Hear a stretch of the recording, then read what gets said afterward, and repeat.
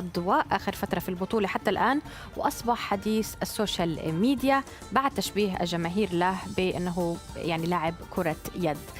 كيف بتشوف مستوى ومردوده يعني في هاي البطولة، وهل فعلا رشاقة الحارس بتلعب دور؟ الحقيقه ساره، يمكن ابراهيم لطف الله خطف الاضواء مش بس بسبب وزنه الزائد وتشبيه البعض ليه انه كانه حارس كره يد، ولكن ايضا رغم وزنه الزايد الى حد ما، لكن بيتمتع بقوه بدنيه هائله. عنده التراينج مميز جدا في الدفاع عن مرماه.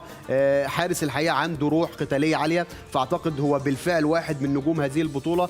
ساهم بشكل كبير في نجاح المنتخب البحريني في حسم بطاقة التأهل والعبور، ويدينا دلالة واضحة ان مسألة الرشاقة ليست بالوزن، وان كان طبعا كلما خف وزن حارس المرمى بالذات لانه من المراكز الحساسة ده بيساعده على الرشاقة والمرونة اكتر. لكن ابراهيم لطف الله بيكسر هذه القاعدة من خلال المستوى القوي والمميز اللي بيقدمه خلال هذه البطولة. يمكن تحية زملائه اللاعبين وحديث السوشيال ميديا بالكامل كله بيتبادل صور ابراهيم وبيتحدث عن تألقه بشكل كبير، فاعتقد انه واحد من نجوم هذه البطوله. وزي ما انت قلتي ساره، الرشاقه والمرونه مش بالوزن، ممكن حد يكون روحه حلوه، وزنه زايد، بس الفكره روحه خفيفه، روحه خفيفه، لكن على مستوى التكوين الجسماني الكتله العضليه عنده قويه، وليس المساله ان الوزن دهون وتعطل حركته او مرونته في الملعب. لكن الافضل طبعا، ونرجع ونقول ان الحفاظ على الوزن والرشاقه